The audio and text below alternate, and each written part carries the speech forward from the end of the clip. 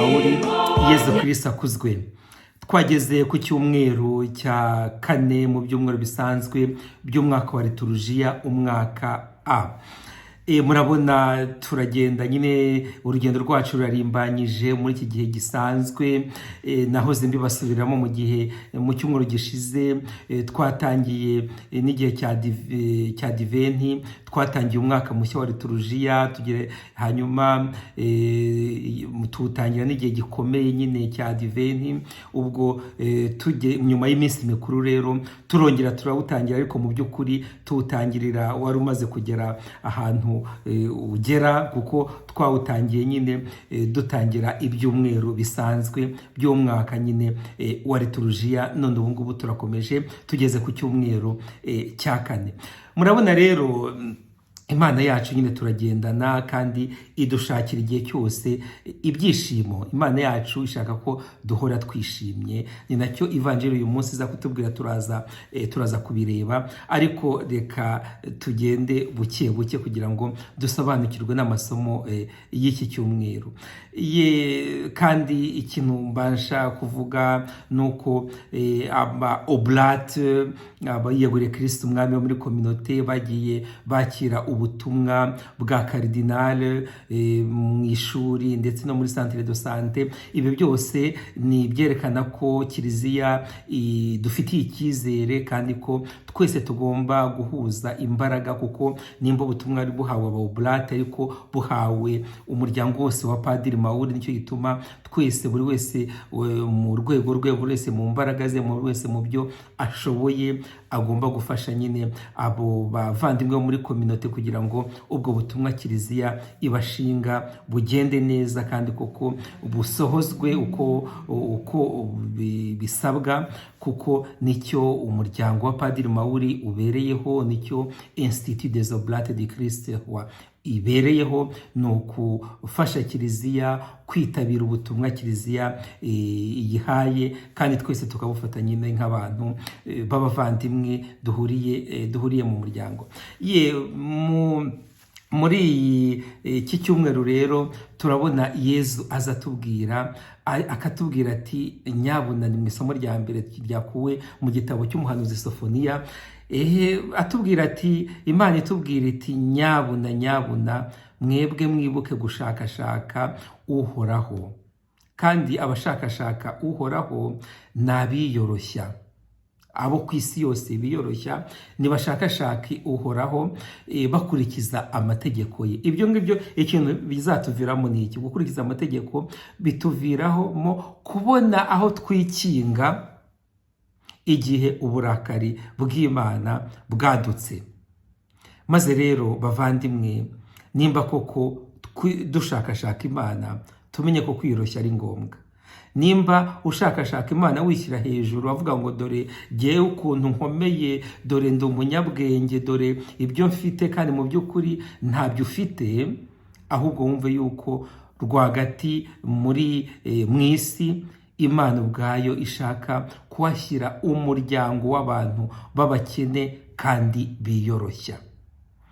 Umuntu w'umukene niwe ubasha gukungahazwa n'Imana. Umuntu w'umukene niwe ubasha kuba mu muryango w'Imana.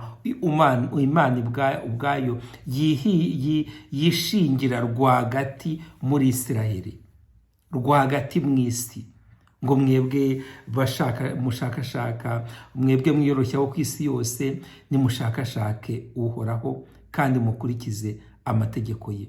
Tumushakashake rero, tumushakashake cyane cyane dusohoza ubutumwa uhoraho atugenera. Dushakashake Imana dukundana hagati yacu, dushakashake Imana tugerageza gushyigikirana kugira ngo twese uko twakabaye tugere ku ntego Imana ishaka ko tugeraho. Kandi intego nta yindi, ni ya yindi yo kunezwa n'urukundo rwayo ndetse no kurusangira hagati yacu. Bantu bo kwa Padiri Mawuri, rwose twicishe bugufi. Kwicisha bugufi ntabwo ari ku munwa gusa, ahubwo kwicisha bugufi ni ukureka Imana ubwayo igahabwa icyubahiro muri twebwe. Rimwe na rimwe Imana ishobora guhabwa icyubahiro muri twebwe nta n'ikintu tuvuze, kuko ntabwo kwicisha bugufi bisaba kuvuga amagambo menshi, ahubwo kwicisha bugufi bisaba guha umwanya Imana ikavuga. Kandi burya ntabwo waha umwanya mu buzima bwawe Imana wawimye nyine bagenzi bawe, kuko umuntu udakunda mugenzi we abona biragoye ko yakunda Imana atabona, niko Mutagatifu Yohani atubwira. Maze rero mu bwicishe bugufi bwacu tureke rwose na bagenzi bacu bagira umwanya mu buzima bwacu. Ndetse bari babandi bamenyereye kurebuza abandi ngo dore ibyo bikavamo n'amashyari, ngo dore uri yageze kuri iki gihe ntacyo nagezeho. Ibyo deja kurebuza abandi bituma nyine umuntu atagira icyo ageraho, kuko umuntu ata igihe mu kureba abandi, mu kureba ibyo abandi bagezweho no kubagirira ishyari, ugasanga abuze uburyo, abuze igihe cyo gutera imbere. Ariko Imana iragenda igafata abiyoroshya bayo maze ikabakuza, kuko uwiyoroshya, twarabibonye kuri Bikira Mariya, umuntu wese wiyoroshya Imana iramukuza. Kwiyoroshya rero ni ukumva yuko ikidutunga cya mbere ari ijambo ry'Imana.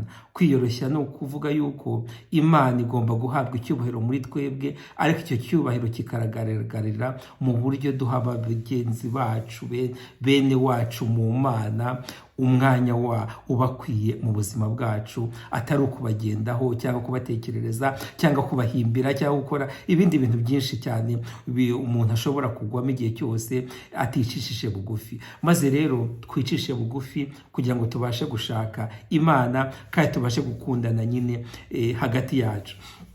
Mu isomo rya kabiri twabonye Mutagatifu Yohani atubwira ati, Mutagatifu nako Pawulo atubwira ati, mwabantu mwe ntazagira uwirata muri mwe. Agarutse ku kwicisha bugufi. Twavuga yuko iki cyumweru ari icyumweru cyo kwicisha bugufi. Muri mwe nta muntu, harimo bake bafite ubuhanga bwinshi. Harimo bake, ntabwo ari benshi bafite b'ibihangange. Ntabwo ari benshi bafite inkomoko z'ibirangirire. Maze rero agasoza yakomeje avuga ibintu byinshi cyane, agasoza avuga, nimba ushaka kwirata, wiratire mu Mana. Umuntu wese ushaka kwirata niyiratire mu Mana. Ese umuntu yakwiratira mu Mana gute? Umuntu yiratira mu Mana igihe cyose agize ati, jyewe mu by'ukuri ibyo mfite byose mbikesha Imana. Kandi nimba koko ngihagaze muri ubu buzima, nuko Imana ikimfiteho umugambi. Maze rero bavandimwe, twese twiratire mu Mana, bityo ya myirato yindi yo ku ruhande tuzayitera ishoti, maze twumve yuko Imana ubwayo uyiratiyemo aba yamaze kugera ku bwicishe bugufi, kuko aba yumva ko Imana ariyo ifite umwanya wa mbere mu buzima bwa buri muntu wese. Maze rero bavandimwe, twese ntagire umuntu ucisha bugufi mugenzi we, kuko Imana niyo nkuru, niyo ireba buri muntu wese mu mutima. Ntagire uwo ducira urubanza, ahubwo buri wese koko agerageze uko ashoboye, maze yiratire mu Mana. Yumve yuko ntabwo ari igihangange, ntabwo ari umunyabwenge, ariko gusa Imana yatugiriye ubuntu, iduhuriza mu muryango wayo, iradutonesha bikomeye, kandi nta na rimwe izadusiga turi imfubyi, kuko Imana yacu idukugirira amasezerano, kandi ayo masezerano ikayageza ku ndunduro. Bavandimwe, ibyo byose ni ibintu biduhimbaza umutima, bidutera akanyamuneza ku mutima. Dukomeze dutsimbarare kuri ayo masezerano Imana itugirira, tuyiratiremo, twumve yuko uyifite aba afite byose. Mu Ivanjiri rero naho twabonye ibindi byiza. Yezu azamuka ku musozi yigisha rubanda uko bagomba kwitwara, imyitwarire, le style de la vie chrétienne, ibintu inama shingiro tugomba kugenderaho kugira ngo ubuzima bwacu bwa gikristo bugende neza. Yazamutse umusozi hanyuma intumwa ze ziramukikiza, atangira kwigisha abwira izo ntumwa ze na rubanda ati hahirwa abakene ku mutima kuko ingoma y'ijuru ari iyabo, hahirwa abiyoroshya kuko bazatunga isi h'umurage, hahirwa abababaye kuko bazahozwa, hahirwa abasonzeye ubutungane bakabugirira inyota kuko bazahazwa, hahirwa abagira impuhwe kuko bazazigirirwa, hahirwa abakene ku mutima kuko bazabona Imana, hahirwa abatera amahoro kuko bazitwa abana b'Imana, hahirwa abatotezwa bazira ubutungane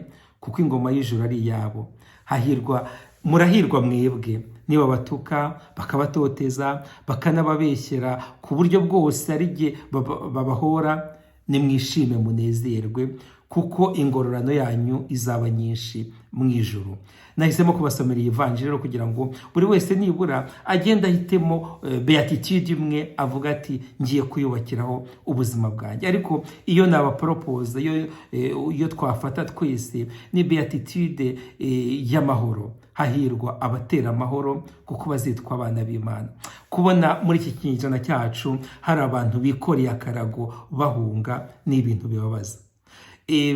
Abayobozi usanga bagenda bakajya mu madisikuru ya kidiplomasiya, ariko abantu rubanda rugakomeza rukababara. Dusabe Nyagasani kugira ngo abo bantu bikoreye akarago bahunga rwose babashe gusubira mu byabo, kugira ngo abantu bose ku isi bige gutera amahoro, kugira ngo koko bitwe abana b'Imana ku buryo bwuzuye. Duhurize imbaraga hamwe, dusabe iyo beatitude, tuyisabire igihugu cyacu, tuyisabire akarere kacu, tuyisabire Afurika yacu, tuyisabire isi yose muri rusange. I Burayi, muri Ukraine, intambara irahari, abantu barirwa bikorera akarago bahunga, bageze mu zabukuru, abana, ababyeyi bonsa. Mu Rwanda, muri Kongo naho nuko abantu barikorera akarago bahunga amabombe. Dusabe kugira ngo abantu bose aho bari batera amahoro. Hahirwa abatera amahoro kuko bazitwa abana b'Imana. Nawe muvandimwe uri kunyumva wo kwa Padiri Mawuri, aho uri mu rugo rwawe, aho uri mu muryango, aho uri mu kazi, wibuke kuba umuntu utera amahoro. Kandi kugira ngo umuntu yubake amahoro nuko hari icyo yigomwa, ariko ni gitoya, cyane cyane kirebana n'ubwirasi. Kwigomwa ubwirasi bwacu, kwishyira hejuru, kuko uwishyira hejuru wese aba arimo abangamira amahoro ya mugenzi we. Twese rero twicishe bugufi, dutera amahoro kugira ngo kuko tugaruke twitwa abana b'Imana. Batisimu yatumye twitwa abana b'Imana, ariko igihe tubangamiye amahoro usanga kwiyambura ubwo burenganzira bwo kwitwa abana b'Imana.